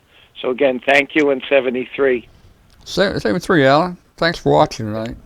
Okay, Alan, thank you very much for all the kind words, and I appreciate you using our products, and I hope to see you at some ham fest, and if you get a chance to come down here to Mississippi, I sure hope you'll take some time and come down and visit us. Thank you very much for calling, Alan. Thank you, gentlemen. NY2G. Claire, how you like that? Yeah. Have a great evening. Hey. You coming in 5'9" plus 40 here. We'll see you. Thanks. Okay. Hey, just one quick announcement, guys. Next week, I've got astronaut Doug Wheelock's going to be with us. Doug is a personal friend of mine and has gone to a number of hamventions or hamvention with us and signed autographs and been a co-host and joined our show a number of times. And he's always a cool guy to listen to and to talk to and ask questions. But that's astronaut Doug Wheelock, and he'll be here next week. He says he will. He's a hard guy to get in touch with. Who knows where he is right now? He may be walking on the backside of the moon. I have no idea. He's always gone somewhere. Well, Martin, I'm not going to take any more calls right now. I know it's getting late for you, and you know I wish we had a better time frame to put the show, but we just don't have it. So I'm going to give you permission to sleep late tomorrow.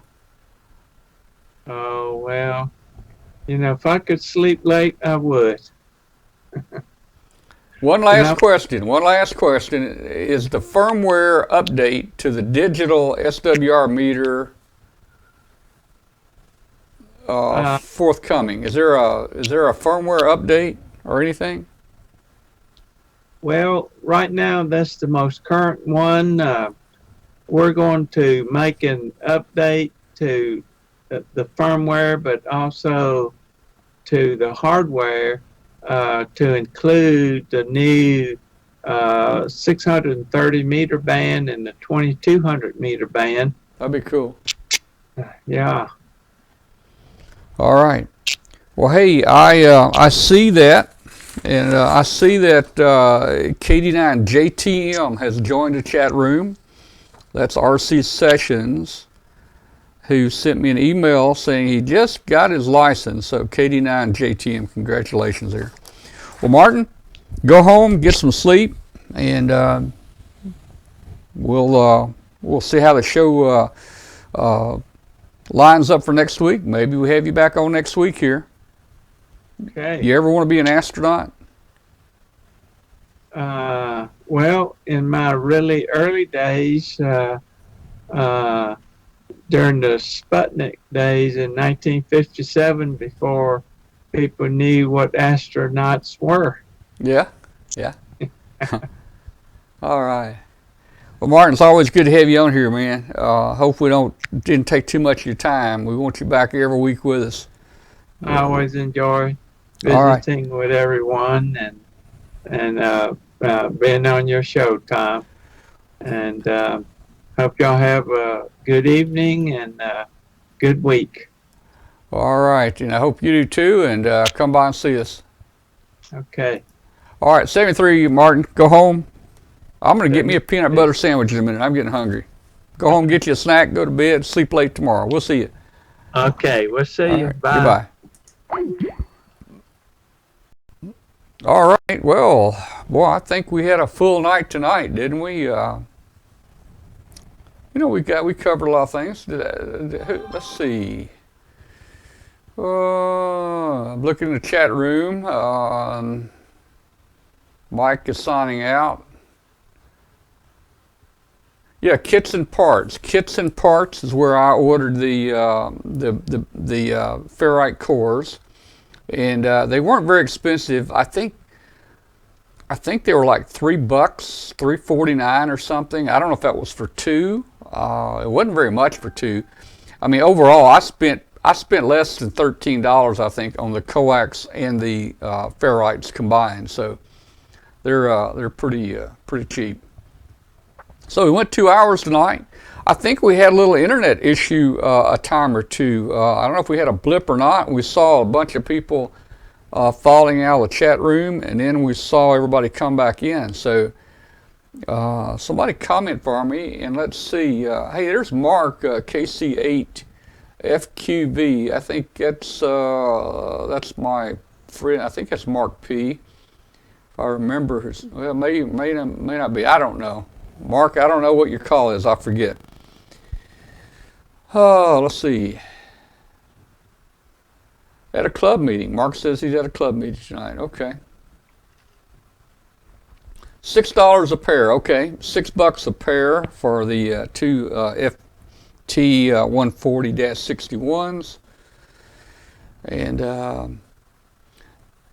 you could probably get by with 43 material, but it probably wouldn't go as high in frequency. We did add 6 meters to this. Most people do not have 6 meters on their Cobweb, and 6 meters it worked fine in there. That's Mark Aurora, Northeast Ohio. Okay, well that's a different Mark. Okay, Mark, got you confused with another Mark. All right, guys, 73 to everybody. Thanks for watching the show tonight. We enjoyed having you. Tune in next week for our friend astronaut Doug Wheelock, and I think you'll enjoy that for sure. So we'll see you later. Cat is connected to the computer. You just type in the question, it will read his mind. There the answer comes.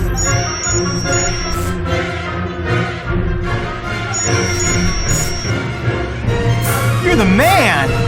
I've been looking for this for weeks.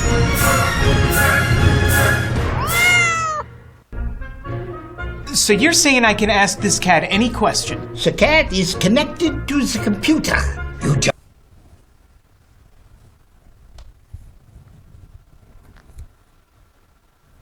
All right, Mike, you're still in here. You said you left a while ago, Mike. You're still here.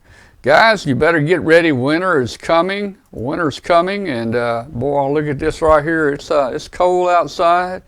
You better get your generators out, get your heaters running. You know, check your antennas and winterize them.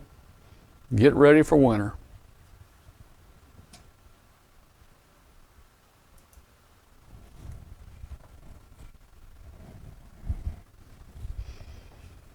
All right. All right, guys. Good night to everybody. It's 73. We'll see you later. You mean people actually leave the chat? Well, we lost some people. The chat room lost about half the people, and they came back. I don't know what happened. I mean, who knows? I saw the internet looked like it took a hit, but it came right back. So hopefully you guys didn't experience a lot of issues tonight. It's been really really stable for a long time now. 92, Tony. Oh, VK3 TNL, Tony. 92 at the moment. They're in VK land. That's cool. Yeah, let's see. Jonathan, I'm glad you joined us tonight. I think you got in late. The show starts at 9 p.m. Eastern Time. Let's see, where are you, Jonathan? You're in, I don't know where you are. You're in 9. I need to look you up. It starts at 8 o'clock Central or 9 o'clock p.m. Eastern Time. So help us, Jonathan, help us spread the word there, all your friends, and have them join the show. Fairland, Indiana, okay. Arnie, I think Arnie got new internet this past week. He says no problems there, so that's good that Arnie got his slow speed internet fixed.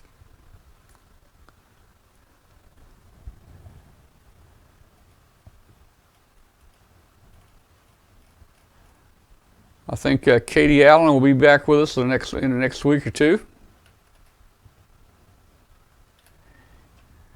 Oh, every now and then we have a little accident here in the ham shack. You know, we got to kind of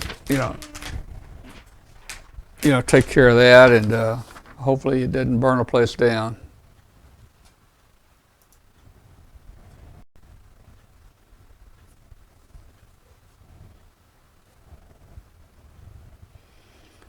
And let's see. So 73 is there, everybody. We'll see you later. Have a good night.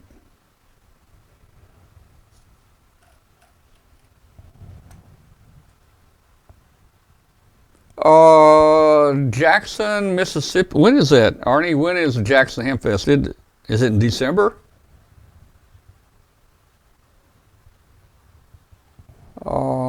Seems like it's in December, maybe. Let me go to our studio right there. There we go. Hey guys, you like a little monitor right there? Look at a little monitor right there. It costs extra to put that little monitor in. Arnie, when is the Jackson Ham Fest? I don't think we have plans to come down, but we might. We've been there once.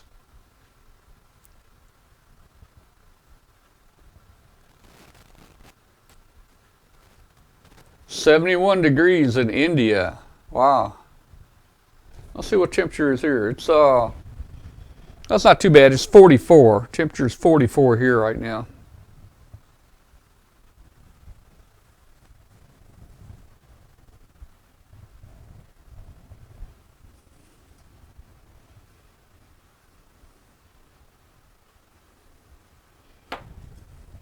You know, guys, we haven't done our space. This will be what we do next week. This will be what we do next week when we have our astronaut friend with us on the show. Doug Wheelock, astronaut Doug Wheelock will be with us, and you know, we always have a good time with Doug.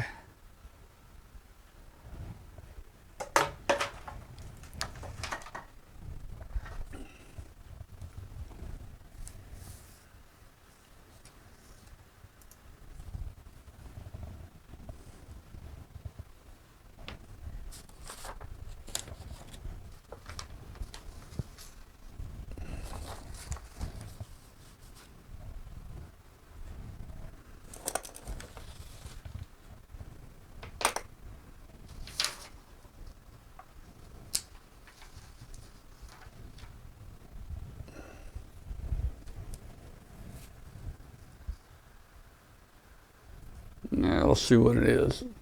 26th of January.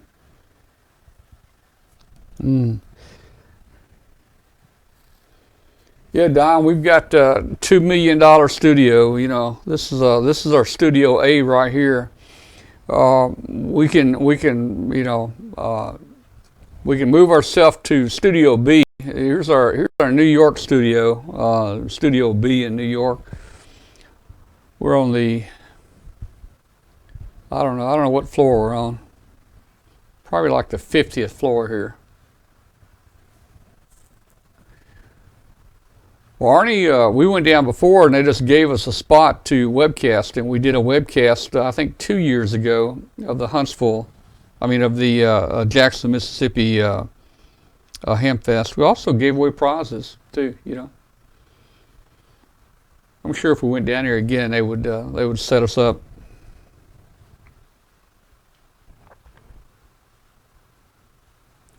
The North Studio, well, you know, we do have a North Studio. I don't have the North Studio. Here's my ham shack right here. You know, sometimes I have to go back here and reach up here and, you know, turn the knob a little bit right there, you know. Of course, we got that studio. That's actually my workbench right there. That's my workbench behind me there, and that's my operating position. I just added a new amp, an AL80B, and a 7300, IC 7300 that I took with me to North Carolina last week.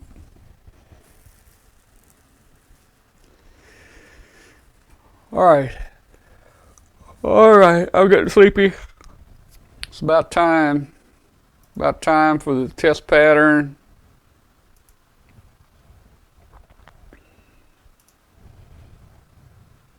We're going to get out of here, guys. 73, everybody. Thanks a lot for watching tonight. The show is recorded. If you missed any of it, you can go back and watch the show on our archives page. Also, for you guys that are logged on right now, you might not know this, but you can take the little slider, the little video slider down there, the position, and you can move it back, and you can go back almost an hour, and you can watch the show again. If you missed any part, you can just slide that little slider back and watch it. That's working right now.